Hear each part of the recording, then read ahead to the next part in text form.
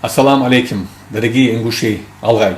Депутаты парламента Ингушетии не планировали и не планируют предать забвению или переносить на другое число 23 февраля как трагическую дату депортации ингушского народа. Поэтому в канун дня депортации депутаты приняли закон о запрете возвеличения Сталина, одного из виновников депортации нашего народа, напоминая тем самым, что нет оправдания сталинизму. С целью сохранения исторической памяти по инициативе Евкурова создан мемориал памяти и славы и отреставрирована Лазут-Кашмыш.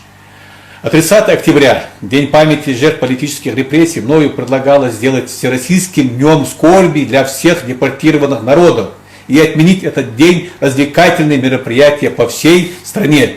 Уверен, начатая в сети интернет нашими недругами информационная кампания преследует одну цель – дискредитировать закон о запрете возвеличения Сталина. К сожалению, этого закона нашлось много недоброжелателей. Дал борца Бобой.